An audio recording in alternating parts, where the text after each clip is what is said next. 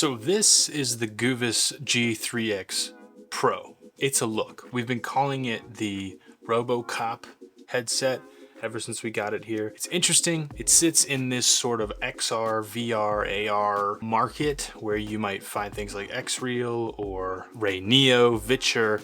This obviously isn't going the route of let's try to look like sunglasses. This is going more of the VR route, but it's the same concept. You have these two screens here, and we're going to talk about what I think about it, my impressions. I'm going to wear this the entire review because I think that's hilarious and because why not? But yeah, we're gonna dive into the review of this headset. Special thanks to Goovis for sending this out for review. If at any time during this review you want to pick one up for yourself, links will be in the description. I'll try to get you a discount code. Also, on this channel, we talk about tech that marries form and function. We like tech that both improves our lives and looks good while doing so. So without further ado, let's get into it. So this is the Goovis G3X Pro. It's well built.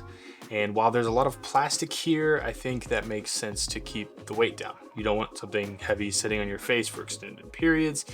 Everything about it is pretty comfortable. The front visor, the straps, so wearing it for long sessions isn't that much of an issue. Obviously, having something strapped to your face for any amount of time is going to feel a little strange compared to just maybe sitting in front of a TV or playing some sort of handheld device. But one of my favorite features is the ability to adjust the focus and interpupillary distance, the IPD, which are these little guys down here. You can go this way and also turn the focusing here. So my eyes aren't perfectly symmetrical, and a lot of headsets, like I mentioned, the Xreel and other competitors don't offer much flexibility with that. But with these, if your eyes don't fit that perfect, set distance, you're kind of out of luck. So I really appreciate with this, the level of customization. The screens in the headset here are fantastic. They're bright, they're sharp and immersive. Audio is also surprisingly good too. The little built-in speakers here that shoot down at your ears, much like the Apple Vision Pro, provide a decent surround sound effect, which I wasn't expecting. And I love that they included a little 0.5mm headphone jack if you want to have your own wired headphones.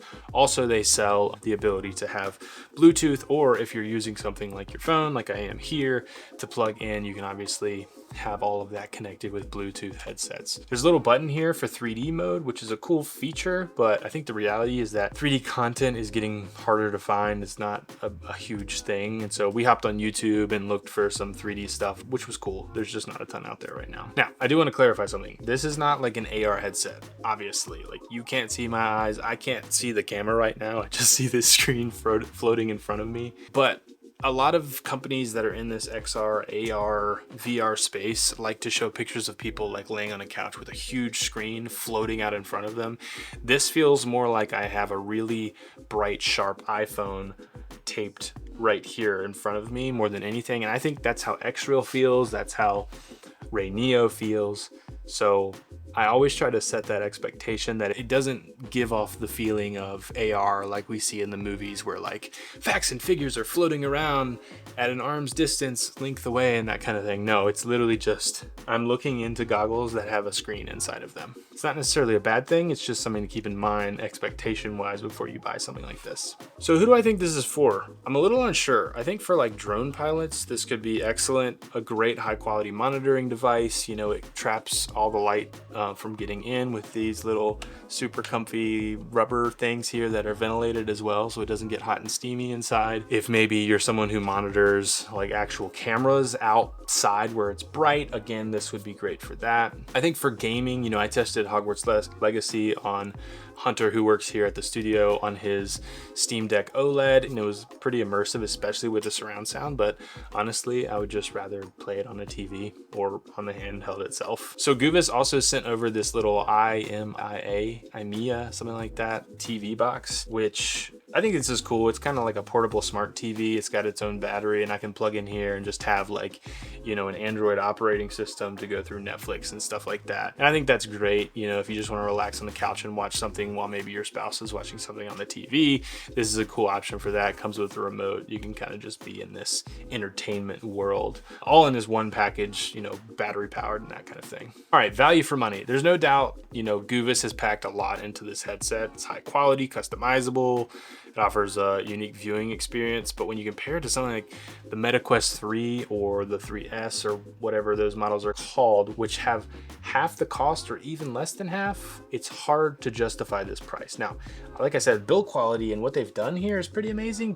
If you start to compare it to competitors out there, I'm just not sure. And then obviously if someone's considering, you know, Apple Vision Pro, that's like way more expensive than even this is, but just something to consider, something I've thought about. Overall, I mean, I think the experience of using this is enjoyable enough. Like I said, it's well built, comfortable, delivers fantastic viewing experience, but at the end of the day, I'm not sure it's more convenient than just turning on a TV or watching something on your phone. It's a cool product, but I'm not entirely sure who the target audience is. I do think because of all the really cool tech Goovis has packed in here, I'm excited to see where the company goes in the future and how they take this experience. If it gets smaller and lighter, if they go for something more wearable like Xreel, if they really get into more of the immersive VR space, I'm not sure. But thanks again to Goovis for sending out these products for us to try out here on the channel. I realize how ridiculous it is that I've been giving this whole review with this on. And also, I want to make a note. You've probably been hearing this, but do you hear that? Can you hear that? It has like fans in here. So you can definitely tell there's a lot of tech packed in this unit. But once again, special thanks to Goovis for sending this out for us to review on the channel. If you'd like to check out more information about Goovis and their products or pick up this for yourself, there will be a link in the description. Thank you so much for watching. If you enjoyed, please consider subscribing. Like this video for more. Watch this video next. I think you're going to love it. And we'll see you all in the next one.